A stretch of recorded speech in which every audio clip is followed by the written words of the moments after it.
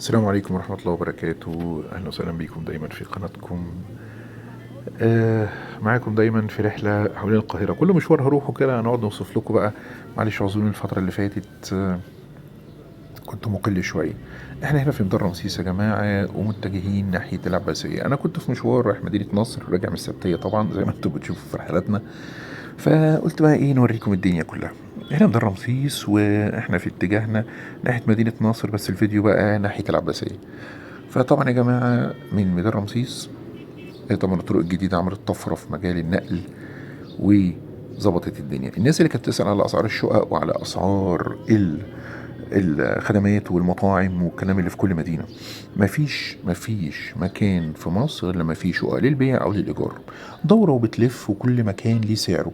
هتقولي في وسط البلد، أقولك في رمسيس وفي العتبة وفي العباسية وفي الدمرداش وفي مدينة نصر وفي كل مكان، حتى في القاهرة الخديوية كمان في أماكن للبيع وأماكن للتأجير.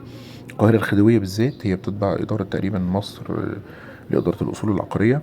فغالبا هيبقى في تأجير، بس بتدفع خليه ورجل أو حاجة زي كده. كنت مرة سامع إن في محل في وسط البلد كان عشان يطلع منه عايز 2 مليون جنيه، وهي القيمة الإيجارية هتروح، هيدفع هو قيمة إيجارية كمان الشخص اللي هياخد منهم. وسط البلد هو الداون تاون، هو المكان اللي احنا فيه. طبعا هنا عندنا على السكة الحديد وهنا إدارة المترو. كان في البريد المصري قبل كده، معلش سامحوني. فاحنا بدنا نوضح كذا نقطة. مطاعم متواجدة في كل مكان. ممكن المدن الجديدة ممكن هتلاقي فيه خدمات قليلة مثلا، بس هتلاقي سنترات بقى اللي هو الطابع الأوروبي. الطابع الأوروبي اللي هو بيبلغ عليه في المدن الجديدة من مدن الجيل الجديد ان انت بتبقى في سنتر فيها الاكل والشرب والمطاعم والاماكن السكنيه مختصه بذاتها، غير شوارعنا القديمه وغير حاراتنا وغير بقى القاهره الخديويه والقاهره الفاطميه والقاهره القديمه بتاعتنا اللي ليها رونق كده زي الداون تاون. في كل مكان بتلاقي بقى محلات في وسط البلد، ومحلات تحت العماير وكشاك ويعني وقهاوي والحاجات بقى بتاعتنا الحلوه دي. بحب اقعد في السبتيه قوي بصراحه والشرابيه والكلام ده. فهنا طبعا بنعدي من منطقه رمسيس وداخلين طبعا على ايه بقى غمرة بقى والدمرداش والظاهر. فطبعا سور المترو انا كنت قاعد الناحية التانية ورا يعني، في الجنب اللي هو ناحية المترو. الجنب التاني طبعا اللي هي المباني العريقة بقى. تمام. طبعا طفرة في الأبراج والكلام ده كانت يعني بهدلت القاهرة شوية، بس تداركوا الأمر المسؤولين وظبطوا الدنيا. فدلوقتي طبعا في أعمال تطوير حصلت كتيرة قوي. ده كان نفق حضرتك. النفق ده كان في آه اللي انت شايفه ده كان ناحية رمسيس اللي هو الجزء التاني اللي ماشي برضو. ده كان خط ترام جاي من مصر الجديدة رايح رمسيس، هدوه طبعا وردموا النفق وعملوا طريق موازي رايح لرمسيس. سيولة مرورية عالية جدا وسط البلد بقت كويسة إلى حد ما. طبعا التشجير مهم جدا. دي الكباري القديمة بقى اللي كانت بتعدي بين الناحيتين، كوبري أكتوبر الاماكن دي. طبعا الدمرداش والاماكن العباسيه وغمره والكلام ده. الناحيه التانيه انت شايفها دي الشرابيه، وكان في ابو وافيه قبل كده والزاويه الحمراء وحدائق القبه بقى بنلف عليها. تمام. ايه الاسعار في المناطق بتاعت الشرابيه واللي ابو وافيه اللي هو الجنب التاني غير الجنب ناحيه الظاهر؟ دي بتتراوح مثلا من 5 4، في حدود 4000 3000 للمتر في التمليك. الناحيه التانيه بتاعت الظاهر ممكن تبقى اعلى شويه. طبعا بيختلف من حارة لشارع رئيسي لخدمات اللي بتطل على شارع رمسيس. شارع رمسيس ده بتضرب أرقام فلكية. يعني كان زمان كانوا بيتكلموا في 8، النهارده أعتقد بيتكلموا في 15 مثلا أو 14، أو على حسب وضع السوق. أنا كنت بسأل في كذا حتة، سألت قبل كده من سنتين في شارع رمسيس كان قال لي ب8 في العمارة اللي قصاد المترو اللي هو قصاد المكان ده بالذات. هنا كوبري باغوس، نفق باغوس اللي هو بيعديك ناحية الشرابية ومستشفى غمرة العسكري وما إلى ذلك. طبعا اللي أنت شايفه ده كوبري أكتوبر، آه مصر الأمن والأمان. طبعا الجريفتي كان عالي أوي بصراحة. فهنا في اتجاهنا الغمرة. طبعا الغمرة بقى منطقة ضيقة شوية اللي هي فوق غمرة، وجنبها على طول بتلاقي شارع أحمد سعيد، وانت بقى مد على طول على العباسية أو تكسر يمين الحدايق أو تكمل على مدينة نصر وتطلع كوبري أكتوبر.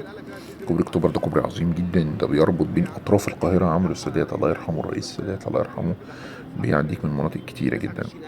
ما داخلين على غمرة يا جماعة. العبق بقى، بص بقى هنا في أدوات طبية وحاجات مستلزمات طبية، غير طبعا القصر العيني مستلزمات طبية، غير طبعا شارع شبرا برضو مستلزمات طبية. في الحدائق شوية صغيرين. تمام. بص بقى العماير القديمة بقى والشغل اللي هو الايه ان انت تقعد بقى في رمضان واجواء رمضان، العبق بقى، الحضاره، التراث، الكالتشر. حلوه كالتشر، ثقافه باللغه الانجليزيه. الكاتدرائيه، آه دي الكاتدرائيه العباسيه، الاخوان المسيحيين. في جامع النور قبلها الناحيه التانية. تمام. ناحيه الدمرداش كده، او تقريبا الكاتدرائيه قبلها، وبعد كده على الجنب التاني مسجد النور، مسجد كبير. تمام. عندنا الكوبري بقى هنا اهو. هنا بصراحة مناطقنا يعني جميلة، ومناطقنا كويس. بص النخيل والأشجار، ياه، بتديك عاملة زي اسكندرية على فكرة. يعني المناطق الأشجار والنخيل والكلام ده عامل زي اسكندرية. اسكندرية زمان قبل الأبراج ما تغزو اسكندرية. اسكندرية القديمة، ماكس والعباري والشغل الحلو ده. ان شاء الله لنا زياره في اسكندريه، ولينا مقاطع حصريه في اسكندريه هننشرها عليكم ان شاء الله. انا معلش هنا اول تعليق صوتي انا بعمله في القناه بصراحه، فيعني سامحوني بصراحه.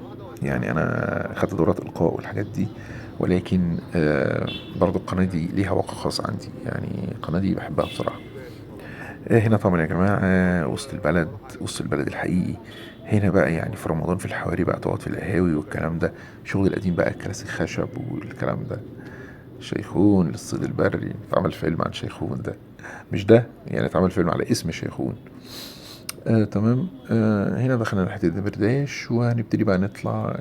لو يمين هتخش الحدايق وتطلع على عين شمس والمطرية والكلام ده. ادي الكاتدرائية. تمام. لو انت مش هنا خالص هتطلع على، تكمل على مدينة نصر، او هتخش شمال يمين على العباسية، او شمال على الحدايق شارع احمد سعيد. تمام. وسط البلد مناطقنا القديمة. فبتبقى شيء كويس. طبعا يا جماعة أسعار الشقق في العباسية برضو في رنجات التمانية، وجوه بتلعب في رنجات الستة. 6000 جنيه المتر، 8000 جنيه المتر. آه وبتختلف كل ما من المساحة زادت، كل ما الأسعار قلت سنة. يعني انت دايما الاسعار المتوسطه والهاي بتبقى في الحاجات الصغيره. اصل شقه 100 متر يقول لك مثلا ايه، 500000، 600000، 800000. شقه 200 متر مليون 600، فتبقى تقيله. فبينزل شويه تبقى مليون 500، مليون 400. هتقول لي، اقول لك اي مكان في مصر فيه اماكن للبيع وللايجار. اي مكان، اي مكان وسط بلد بقى، قاهره خد زي ما قلت لك كده. تمام.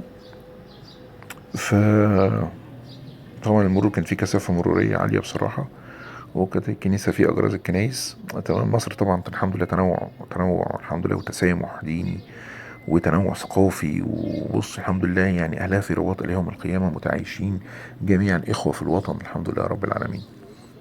انت عندك دلوقتي وسط البلد منطقه راقيه جدا.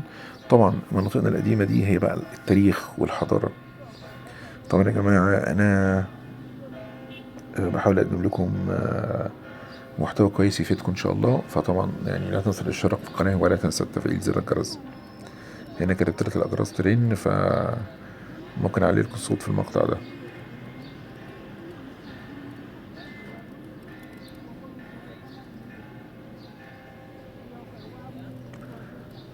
فطبعا يا جماعة احنا في أعياد مباركة وفي أيام مباركة ورمضان كريم وصوم إخوان المسيحيين، وإن شاء الله يعود علينا الأيام يا رب جميعا بالخير واليمن والبركات.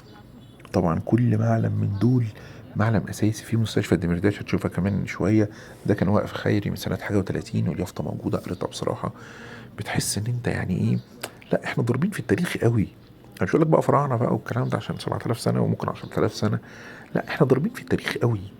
يعني احنا جذورنا الحمد لله قوية قوي، وبتبان قوي حضارتنا في وقت الأزمات، وبتبان في ثقافتنا. يعني حقيقي أنا فخور إن أنا مصري بصراحة، وفخور إن أنا بنتمي للأرض دي وبنتمي للثقافة دي.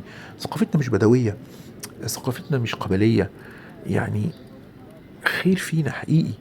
هنا مستشفى الدمرداش بصراحة يا جماعة. وهنا لو أنا ممكن أقرب لكم على الكادر ده،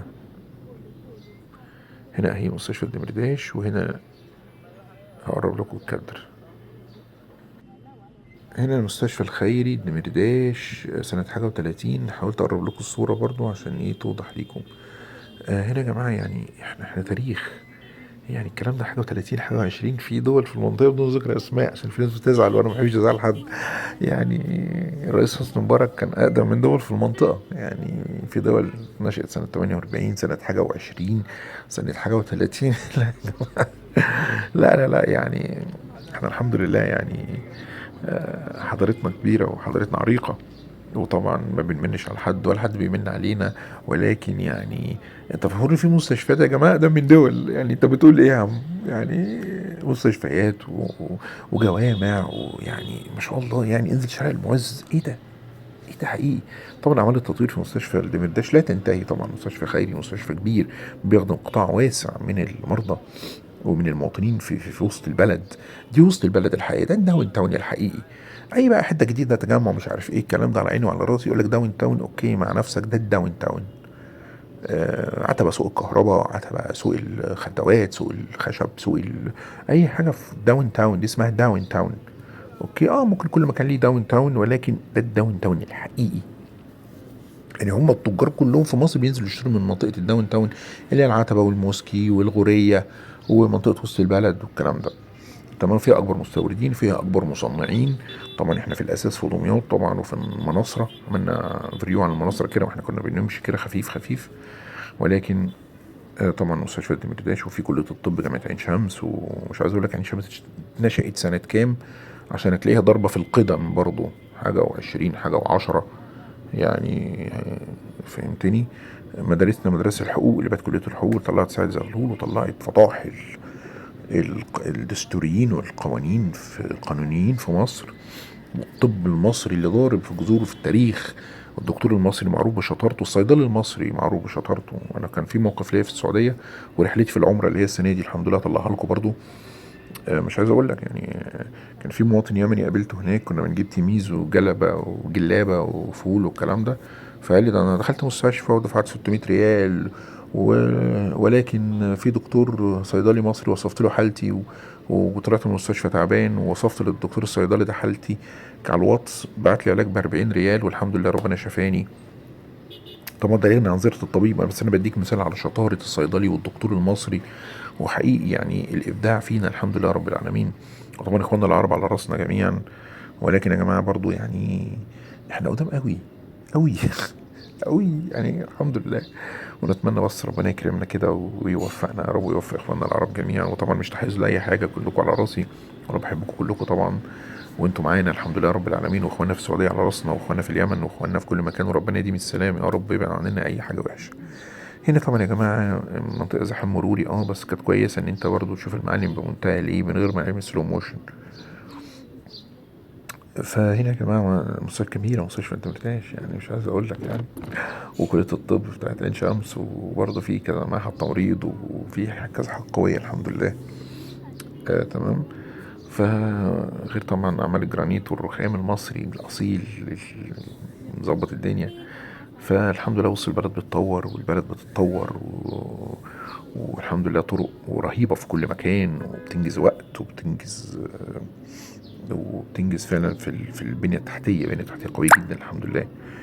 فطبعا يا جماعة ده مسجد النور بقى اللي أنا بقول لكم عليه. مسجد بتحس براحة نفسية رهيبة. مرة كنت بصلي لقيت جنبي الفنان أبو زهرة.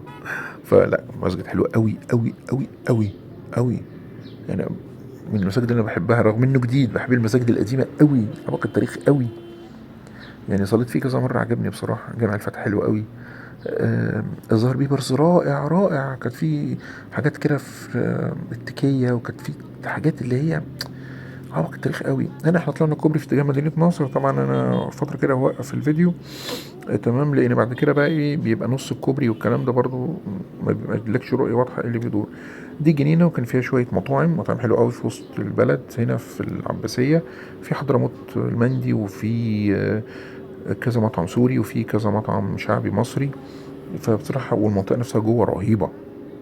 طبعا بقى بجة بقى وصبحي كابر بقى والبرنس، ودول أعلام، دول في مناطق تانية في إمبابة وفي شبرا. وفي السيدة زينب، وطبعا القنبلة من الكرنك. أشوفك على خير، والسلام عليكم ورحمة الله تعالى وبركاته.